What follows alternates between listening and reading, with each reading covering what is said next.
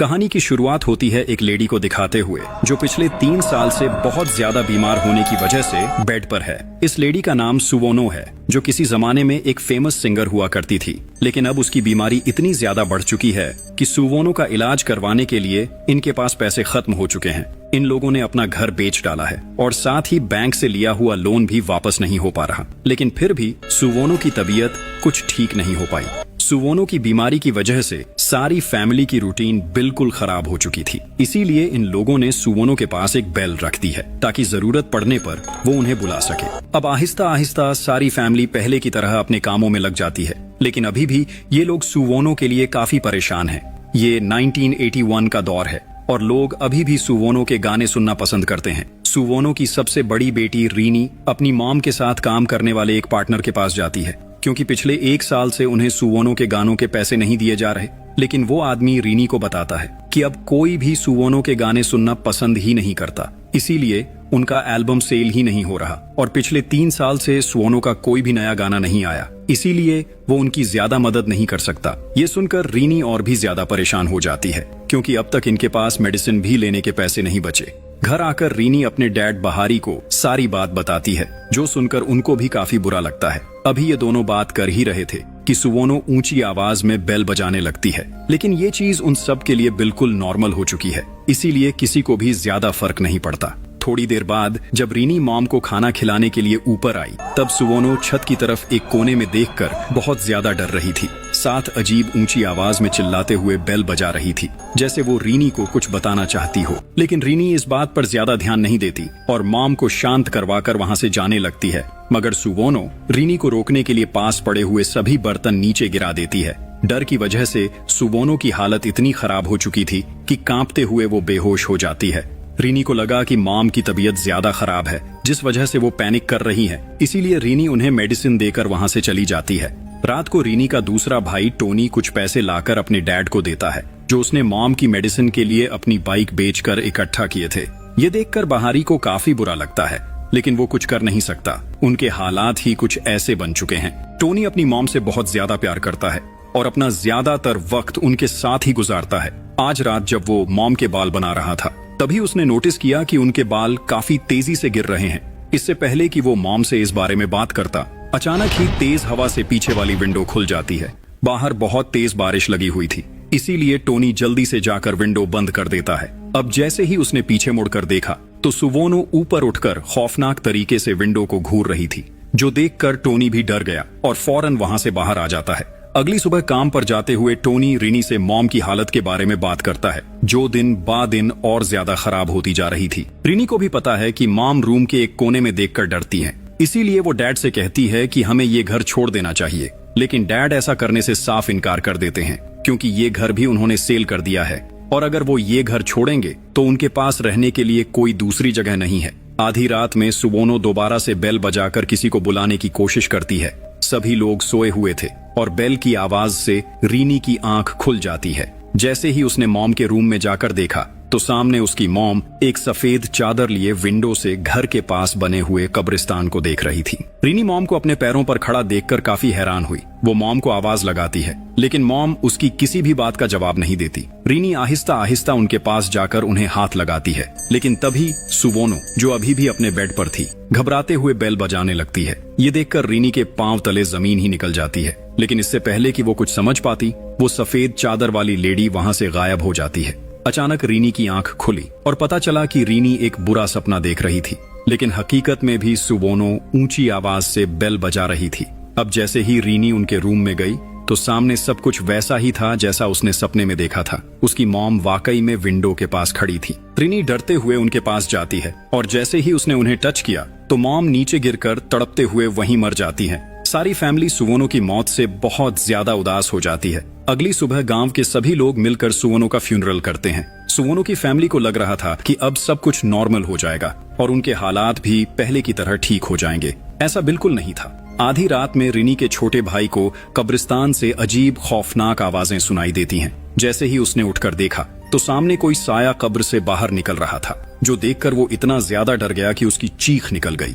इधर टोनी, जो मॉम की याद में उदास होकर उनके गाने सुन रहा था, उसे मॉम के रूम से उनकी बेल की आवाज सुनाई देती है, जो उनकी मॉम किसी को बुलाने के लिए बजाया करती थी।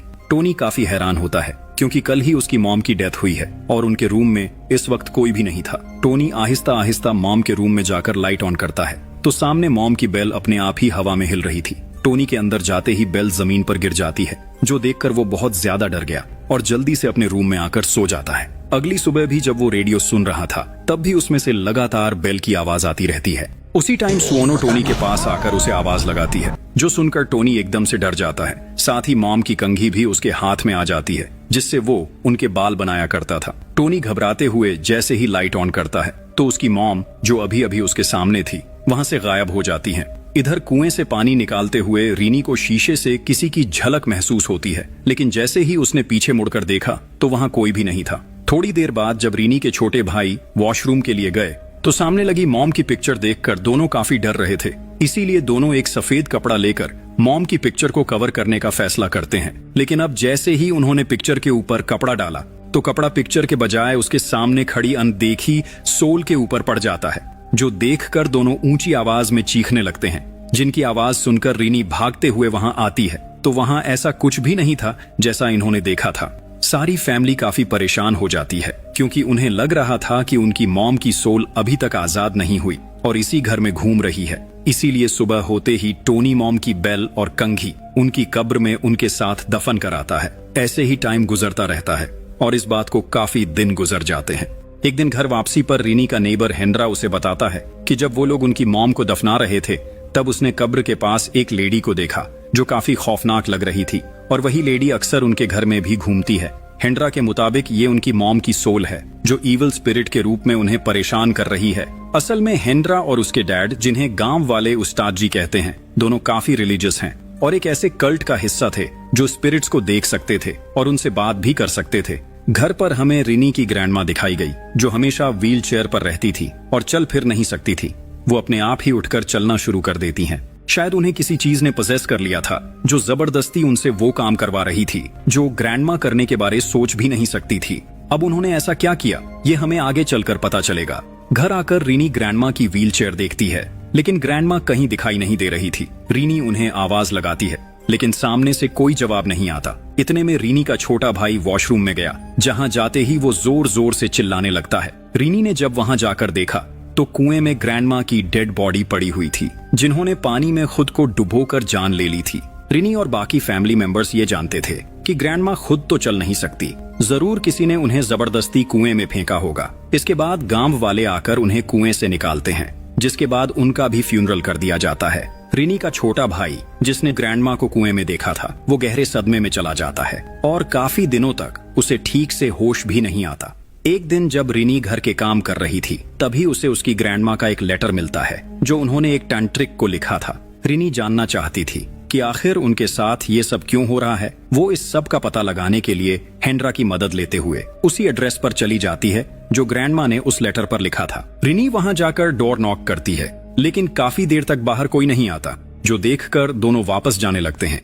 लेकिन तभी एक आदमी डोर खोलता है जिसका नाम बुद्धिमान था। रिनी बुद्धिमान को ग्रैंडमा का लेटर देती है, जो देखकर बुद्धिमान उन दोनों को घर के अंदर ले आता है। बुद्धिमान रिनी को बताता है कि मैं और तुम्हारी ग्रैंडमा दोनों एक दूसरे को बहुत पसंद करते थे और एक दूसरे से शादी करना चाहते थे, लेकिन तुम्हारी ग्रैंडमा ने फैमिली प्रेशर में आकर हमारी क्लास के किसी दूसरे लड़के से शादी कर ली। लेकिन उनकी शादी के बाद भी हम दोनों एक दूसरे से कभी अलग नहीं हुए। बुद्धिमान बताता है कि मैं एक तंत्रिक हूँ जो आसपास मौजूद हर एक सुपरनैचुरल चीज को महसूस कर सकता हूँ। रीनी की ग्रैंडमा ने उसे बताया था कि रीनी की मॉम कभी माँ नहीं बन सकती, लेकिन काफी सालों बाद जब मैं तुम्हारी ग्रैंडमा से मिलने गया तो तुम्हारी मॉम के घर 4 बच्चे थे, जो देखकर मैं समझ गया कि तुम्हारी मॉम सुवोनो ने ये चारों बच्चे कोई रिचुअल करके हासिल किए हैं और वो नहीं जानती थी कि ये रिचुअल एक शैतानी रिचुअल है जो बिल्कुल भी अच्छा नहीं है। रीनी को बुद्धिमान की बातों पर बिल्कुल भी यकीन नहीं आता, इसीलिए बुद्धिमान उसे एक बुक देता है जिसमें उस रिचुअल के बारे में सारी डिटेल्स लिखी हुई थी,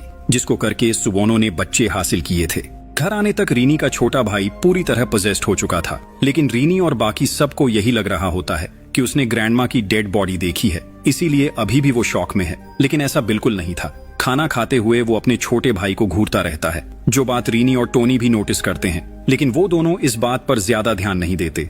बाद में वो दोनों बुद्धिमन की दी हुई बुक पढ़ते हैं, जिससे उन्हें पता चलता है कि शैतान उस रिचुअल से किसी भी लेडी को मां बना सकता है, लेकिन उसके बदले वो लेडी के चौथे बेटे को 7 साल का होते ही बल्ली के तौर पर वापस ले लेगा। इनकी मॉम सुवोनो अपने चौथे बेटे को बचाने के लिए एक के बाद एक बच्चा पैदा करती रही और आखिरकार उन्हें भी पता चल गया कि ये रिचुअल ठीक नहीं है, लेकिन तब तक बहुत देर हो चुकी थी। रीनी को टोनी का सबसे छोटा भाई, जो बोल नहीं सकता, जिसकी 3 दिन बाद बर्थडे है और वो 7 साल का होने जा रहा है, यानी उस कल्ट के मेंबर्स आकर उसे अपने साथ ले जाएंगे। लेकिन बुद्धिमान ने रीनी को बताया था कि कल्ट के मेंबर्स बच्चे को तभी अपने साथ लेकर जाएंगे जब वो लोग उन्हें अपनी मर्जी से बच्चा देंगे, लेकिन अगर वो सब एक साथ मिलकर रहेंगे तो कोई भी उन्हें नुकसान नहीं पहुंचा पाएगा। रीनी को अभी भी ये सब फालतू की बातें लगती हैं, इसीलिए वो सोने के लिए अपने रूम में चली जाती है।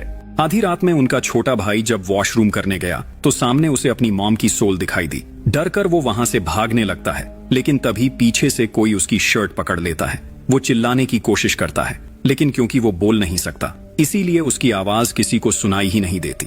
असल में उसकी शर्ट उसकी मॉम ने नहीं पकड़ी थी, बल्कि एक कील के साथ अटक गई थी। इतने में उनकी मॉम की सोल लंबे लंबे हाथ बाहर निकालती है, इससे पहले कि वो उस बच्चे को कोई नुकसान पहुंचा पाती। बच्चा किसी तरह खुद को छुड़ाकर घर से बाहर ट्रक में जाकर छुप जाता है। अगली सुबह रीनी और टोनी उसे पूरे घर में ढूंढते हैं, लेकिन वो कहीं भी नहीं था।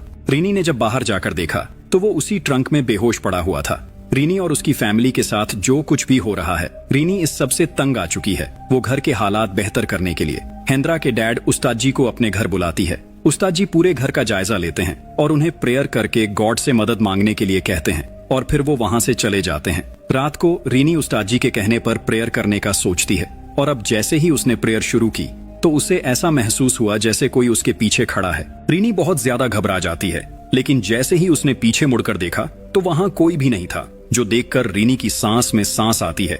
लेकिन तभी वो सोल रीनी के स्कार्फ में घुस आती है। रीनी जोर जोर से चिल्लाने लगती है, मगर अगले ही पल वो सोल वहां से गायब हो जाती है। रीनी के डैड बहारी उस टाइम घर पर नहीं थे, इसीलिए रीनी और टोनी दोनों छोटे भाइयों को लेकर उस्ताद जी के घर चले जाते हैं, क्योंकि अब उनका इस घर में रहना मुश्किल हो चुका था। अगली सुबह बुद्धिमान इमरजेंसी में रीनी को अपने घर बुला रहा था, लेकिन रीनी अपने भाइयों को अकेला छोड़कर नहीं जा सकती थी, इसीलिए हेंड्रा उसकी मदद करता है और रीनी के लिए अकेला ही बुद्धिमान के घर चला जाता है। बुद्धिमान ने रीनी के लिए एक लेटर लिखा था, जो जितना जल्दी हो सके उसे पहुंचना जरूरी था। हेंड्रा वो लेटर लेकर वापसी के लिए निकल जाता है, लेकिन रास्ते में अचानक कोई चीज उसकी बाइक के सामने आ जाती है, जिसे बचाते हुए उसकी बाइक स्लिप हुई और वो नीचे जा गिरा। तभी सामने से आता हुआ एक ट्रक उसके ऊपर से गुजर गया और हेंड्रा की घसीटते हुए वहीं मौत हो गई। गांव के कुछ लोग हेंड्रा की डेड बॉडी को उठाकर घर ले आते हैं। तभी उसकी पॉकेट से वो लेटर नीचे गिर जाता है और रीनी उसे उठा लेती है। साफ जाहिर था कि बुद्धिमान ने रीनी के लिए जो लेटर भेजा था, कोई सुपर नेचुरल चीज नहीं चाहती थी कि वो लेटर रीनी तक पहुंचे, लेकिन अब बुद्धिमान का लेटर रीनी तक पहुंच चुका था। उस्ताद जी अपने जवान बेटे की मौत से काफी ज्यादा दुखी होते हैं और वो फूट फूट कर रो रहे थे। रात को रीनी घर के डोर और विंडोज बंद करने लगती है। तभी सामने उसे हेंड्रा की सोल दिखाई देती है, लेकिन अगले ही पल वो वहां से गायब हो जाती है। रीनी इसे अपना वहम समझकर इस बात पर ज्यादा ध्यान नहीं देती, लेकिन तभी हेंड्रा की सोल रीनी का हाथ पकड़कर उसे अपनी तरफ खींचने लगती है। रीनी मदद के लिए चिल्लाती है, तभी टोनी भागता हुआ आकर उसे अंदर ले आता है। दूर खड़े उस्ताद जी ये सब देख रहे थे, लेकिन वो रीनी की मदद के लिए नहीं आते, क्योंकि उनकी वजह से आज उनका बेटा इस दुनिया में नहीं रहा। रीनी और टोनी भागकर घर के बैक डोर की तरफ जाते हैं और इतने में उनके डैड बहारी भी घर आ जाते हैं, जिन्हें देखकर बच्चे थोड़ा सा रिलैक्स हो जाते हैं। रीनी डैड से कहती है कि वो और ज्यादा इस घर में नहीं रुक सकते, जो सुनकर बहारी भी फैसला कर लेते हैं कि सुबह होते ही वो लोग यहाँ से निकल जाएंगे। लेकिन ये रात इन सभी के लिए बहुत ज्यादा मुश्किल होने वाली है, जिस बात का इन्हें बिल्कुल भी अंदाजा नहीं था। रात को जब टोनी छोटे भाई को वॉशरूम के लिए लेकर गया तो अचानक तेज हवा से वॉशरूम का डोर बंद हो जाता है। टोनी डोर खोलने की काफी कोशिश करता है, लेकिन डोर अंदर से लॉक हो चुका था। इतने में सभी घर वाले भी वहां आ जाते हैं। बहारी किसी तरह डोर तोड़कर अंदर चले जाते हैं, लेकिन इतने में कोई सोल बच्चे को कुएं में फेंक चुकी थी। बहारी भी बिना सोचे समझे कुएं में छलांग लगा देते हैं और बच्चे की जान बचाकर उसे ऊपर ले आते हैं, जिसके बाद रीनी और टोनी रस्सी की मदद से दोनों को ऊपर ले आते हैं। इतने में बाहर बहुत तेज बारिश शुरू हो जाती है। रीनी जब डोर बंद करने के लिए बाहर आई तो सामने बहुत सारे लोग ब्लैक ड्रेसेस पहने एक लाइन में खड़े थे। रीनी ऊंची आवाज में चिल्लाना शुरू कर देती है, क्योंकि ये लोग जानते थे कि ये ब्लैक ड्रेसेस वाले लोग सेटन के स्लेव्स हैं। यही उस शैतान के गुलाम हैं जो उनके सबसे छोटे बेटे, जो सुवोनो का आखिरी बेटा है, उसे लेने आए हैं। लेकिन बहारी दूसरे माँ बाप की तरह अपने बेटे से बहुत प्यार करता है और किसी भी हाल में अपने बेटे को बलि के तौर पर नहीं देना चाहता। इसीलिए ये लोग सभी डोर्स और विंडोज को अच्छे से लॉक कर देते हैं। इतने में ही ग्रैंडमा की व्हीलचेयर अपने आप ही मूव करने लगती है और फिर बहारी के ऊपर गिरकर उसे मारने की कोशिश करती है। बहारी, रीनी और टोनी जैसे ही अपनी जान बचाने के लिए एक साइड में हुए तो उस रूम का डोर लॉक हो जाता है और दोनों छोटे बच्चे बाहर ही रह जाते हैं। अंदर से ये लोग डोर खोलने की काफी कोशिश करते हैं, मदद के लिए चिल्लाते हैं, लेकिन डोर नहीं खुलता। बाहर बहुत तेज हवा चलने लगती है, यहाँ तक कि घर का सारा सामान भी इधर उधर बिखर जाता है। वो शैतानी पावर उस बच्चे को अपनी तरफ खींचने ही वाली थी कि उसका भाई आकर उसे पकड़ लेता है और जैसे ही उसने छोटे भाई को टच किया तो सब कुछ पहले की तरह नॉर्मल हो जाता है। उस रूम का डोर भी अपने आप ही खुल जाता है जहाँ रीनी, टोनी और उनके डैड लॉक्ड थे। बाहर आकर सारी फैमिली सबको बिल्कुल ठीक देखकर एक दूसरे को गले लगाते हैं और इमोशनल होकर रोने लगते हैं। बाहर अभी भी वो लोग उसी हालत में खड़े थे, जो देखकर बहारी गुस्से में आ जाता है और अंदर से एक चाकू लेकर उनकी तरफ जाता है उन्हें डराने के लिए। बहारी चिल्ला चिल्ला कर उन्हें वहां से जाने को कहता है, लेकिन उन लोगों पर बहारी की किसी भी बात का असर नहीं होता, जो देखकर टोनी भागता हुआ डैड के पास आता है और उन्हें जबरदस्ती खींचकर अंदर ले जाता है। थोड़ी देर बाद वो सेटन के स्लेव्स वहां अजीब से रेड कलर के बीज फेंककर वापस चले जाते हैं। इन बीजों का मतलब ये था कि वो लोग दोबारा से वहां आएंगे और उस बच्चे को लेकर जाएंगे। किसी तरह ये रात गुजर जाती है और सुबह होते ही ये लोग अपना सामान पैक करके सिटी जाने के लिए तैयार हो जाते हैं। रीनी आखिरी दफा अपनी मॉम की खबर पर जाती है, जहां रास्ते में उसे वही रेड कलर के बीज दिखाई देते हैं, लेकिन वो उनका मतलब समझ नहीं पाती और घर वापस आ जाती है, जहां अब तक उस्ताद भी उनके घर आए हुए थे, जो उस दिन के लिए माफी मांग रहे थे जब उन्होंने रीनी की मदद नहीं की थी और वो दूर खड़े बस देख रहे थे। सारा दिन ये लोग टैक्सी के आने का वेट करते हैं, लेकिन किसी वजह से टैक्सी नहीं आती और मजबूरन ये रात भी इन्हें इसी घर में ही गुजारनी पड़ती है। आज रात उस्ताद जी भी इनके घर ही रुकते हैं, क्योंकि कल ये लोग यहाँ से चले जाएंगे। रात को सभी लोग बैठकर बातें कर रहे थे कि अचानक ही पूरे घर की लाइट्स ऑफ हो जाती हैं। जब काफी समय तक लाइट नहीं आती तो सभी अपने अपने रूम में सोने के लिए चले जाते हैं। तब रीनी को बुद्धिमान का दिया हुआ लेटर याद आता है, जो हेंड्रा लाते हुए मारा गया था। रीनी वो लेटर पढ़ती है, जहां लिखा था कि सेटन के स्लेव्स अपने बीज उस घर के सामने फेंकते हैं, जिनके कल्ट का मेंबर उस घर में मौजूद होता है। ये पढ़कर रीनी सारी बात समझ जाती है। वो जल्दी से जाकर टोनी से बात करती है कि अब तक उनके साथ जो कुछ भी हो रहा था वो उनके साथ नहीं, बल्कि उनके छोटे भाई, जो सबसे छोटा है और बोल नहीं सकता, उसके साथ हो रहा था। उसे ही हमेशा कोई सोल परेशान करती है, क्योंकि वो सेटन के स्लेव्स के कल्ट का मेंबर है। अभी ये दोनों बात कर ही रहे थे कि इन्हें मॉम की बेल की आवाज सुनाई देती है, जिससे दोनों ही डर जाते हैं।